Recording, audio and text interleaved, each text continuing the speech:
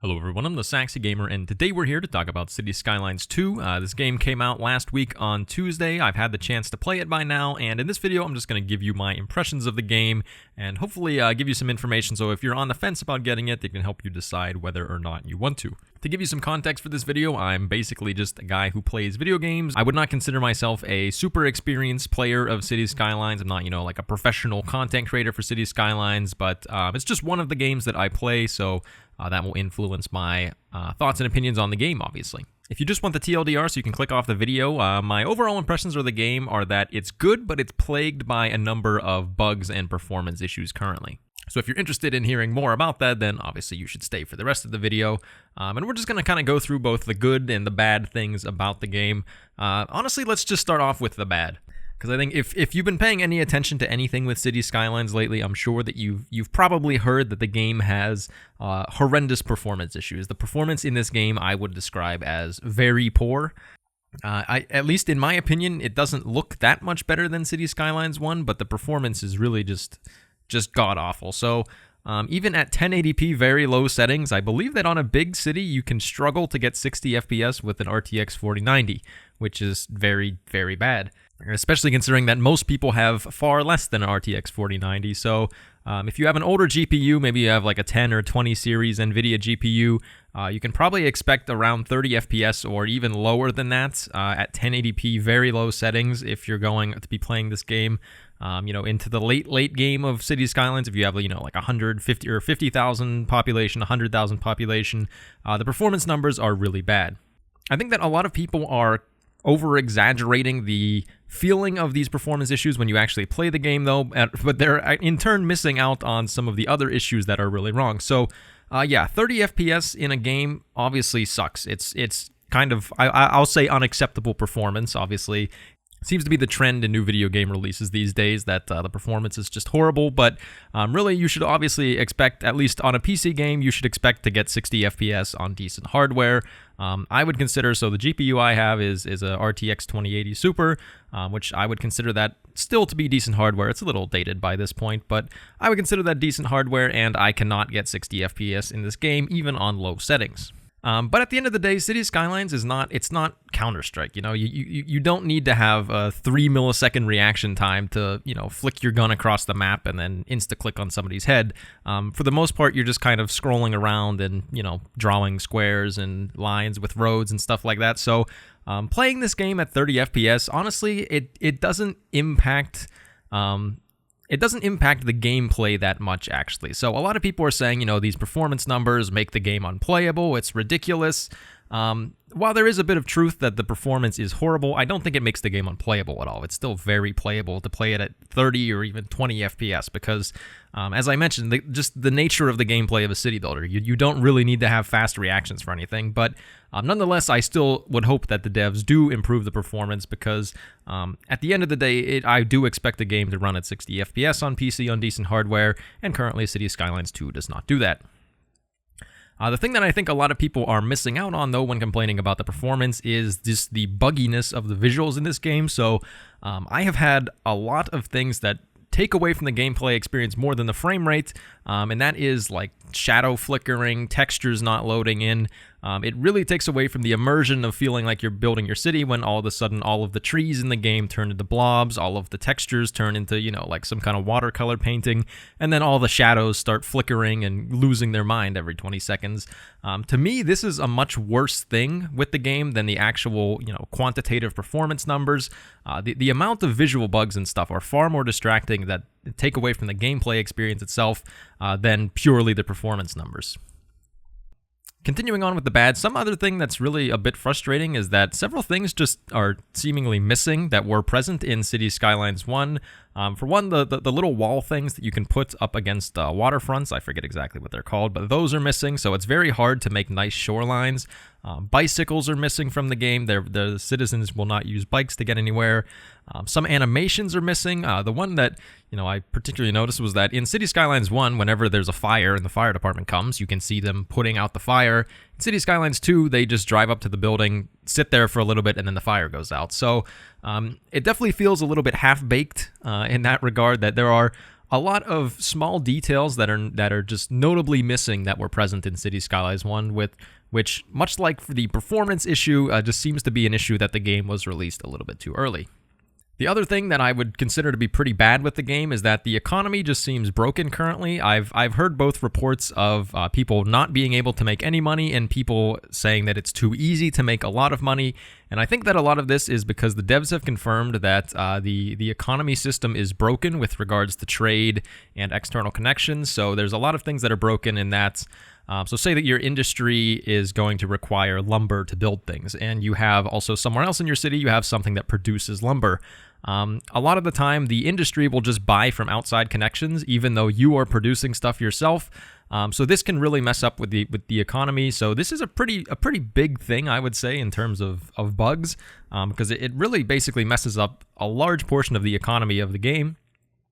Which is a pretty core feature of playing City Skylines, I would say. So I'm sure there are plenty of other bugs like this that are systems that are just broken or not working as you would expect. There are a lot of just random little bugs as well that come across whenever you're playing this game. And once again, it's just this game really needs more time to polish. So if you are on the fence about getting this game, and these things bother you, I would say hold off on this game for a few more months. Maybe it'll go on sale and then you can pick it up then. Enough with the bad stuff, though. Let's talk about the things that actually make City Skylines 2 good, because at the end of the day, I think that City Skylines 2 is a good game. I know I just complained about it for like 5 minutes, but I think it is a really good game. And as much as those issues are frustrating, I still think that the core gameplay of City Skylines 2 is definitely an improvement over City Skylines 1, and it still is an enjoyable experience overall. So talking about the good stuff, for one, I really love the medium density housing, and it just makes the city feel like a lot more realistic. It makes it grow a lot more realistically, because I feel like in City Skylines 1, you just endlessly spam down low-density housing, and then eventually you hit the point of high-density housing, and then all of a sudden you have a city, and there's no like fine gradient between low-density and high-density. But in City Skylines 2, with the row housing, the medium-density housing, the mixed-use housing, I think that these things add a lot of variety to both the look of your city and just the granularity of it all. That make it feel a lot more natural and a lot more fun to build with, because I feel like there's a lot more of a choice now in what you're going to be zoning whenever you're thinking about planning your city. Along those same lines, I think that the pacing in City Skylines 2 is a lot better than City Skylines 1, so it feels like it takes a lot longer to grow your city and unlock a lot of things. I feel like in City Skylines 1, within the span of 2 hours, you could basically just fly through an entire city, unlock basically everything, and have all of the tools at your disposal. But in City Skylines 2, it feels like it progresses a little bit slower. I think part of this is due to the progression panel, that now you have to spend points to unlock various things in the game. I do like this as well, because then, there's an element of choice to it as well as to what you want your city to be. It doesn't have to be the same every game.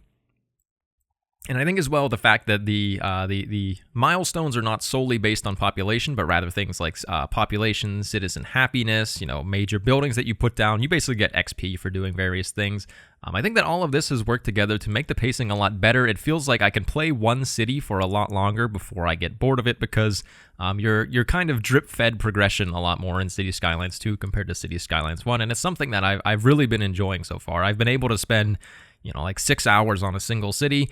I feel like if I spend 6 hours on a city in City Skylines 1, I would either be bored or, frustrated with the traffic. But in City Skylines 2, because of that progression, it kind of forces you to slow down and think about things a little bit more, which I've really enjoyed. The new road tools and just general quality of life things are also really great. I've had a much better time building roads in this game than I had in City Skylines 1. There's the grid tool that you can use to automatically make grids, the parallel road tool, which is really nice for building highways. I don't know if there's actually a lot more snapping options in City Skylines 1, because I don't remember them all off the top of my head, but it feels like there's a lot more just road placement options that make it much easier to plan out your road network without having to deal with like a lot of the weird finicky things that you would have in City Skylines 1, like road angles being too far off to be able to connect and things like that. Building roads in this game is just a lot more easy to do. You can also do a lot more customization, like blocking left turns, choosing where pedestrian crosswalks are. Things like this, I think, make the road planning both a lot easier and a lot more fun as well, because there's a lot more freedom to do what you want with it. The last thing that I do really like in this game is the scale of it all. It feels a lot more grandiose than City Skylines 1 did. A lot of this comes down to like the size of some of the city services and stuff like that. So things like the cemetery and the high school and the university, they are absolutely massive in City Skylines 2. They take up a lot of space, and you do have to, space out your city a lot more, which makes it feel like, in combination with, the stuff I talked about before with the medium density housing and stuff like that, there can be a lot more variety in your city as to expanding out, having different areas that feel distinct from each other. And you have a lot of space to do all of this stuff with the bigger map as well. So these things look better. I feel like there's a lot more options to, kind of customize stuff around them. Maybe you put down a high school, you put a football field next to it, maybe you build a little park next to it. There's plenty of options for things like this in City Skylines 2 that just make it feel a lot more cohesive and flexible than City Skylines 1. So yeah, just to kind of summarize my thoughts on this game, I think that the core gameplay experience of City Skylines 2 is really good, and I think it is definitely an improvement over City Skylines 1. I've had a really enjoyable time playing this game so far. It's really sucked me in that I've played for multiple hours at a time without getting bored, which very few games nowadays can make me do that. But City Skylines 2 is a game that I have felt is capable of, keeping my attention for long periods of time, and even after doing so, I still want to go back and play it more because there's still more to build and still more to expand the city, since that progression is a little slowed down, as I mentioned. But yeah, the game is certainly plagued with performance issues and bugs. As I mentioned, the raw FPS performance of City Skylines 2 is a little bit irritating, but as I mentioned, it's not that big of a deal in a city builder game, but the visual artifacts and things like that are very distracting, and some of the other bugs with the economy and some of the things that are missing in terms of little details, they are definitely noticeable and do take away the experience from playing the game. So my recommendation for this game is that if you know that you liked City Skylines 1 and you're looking for more of that gameplay, then I would say that you should definitely consider picking up City Skylines 2. You can do so at the link in the video description below if you want to support the channel while you pick it up. But if you're more so on the fence, maybe you're not a super big city builder fan, maybe you just kind of casually like to play the game a little bit, you're not super into it, I would say wait until this game gets a little bit more performance optimization and bug fix patches, and then maybe it'll go on sale, in a few months as well. I would say if you're not a huge city builder fan, then I would wait until both the quality of the game improves and the price drops down a little bit. But as I mentioned, I'm at least really enjoying the game, and hopefully some of you are as well. And yeah, feel free to let me know what your favorite parts of City Skylines 2, or maybe your most frustrating parts of City Skylines 2 are in the comment section below. But thank you everyone for watching. I've been the Saxy Gamer. If you enjoyed the video, feel free to like. If not, feel free to dislike. If you're looking for some more City Skylines 2 content, feel free to subscribe. Thank you for watching, and goodbye.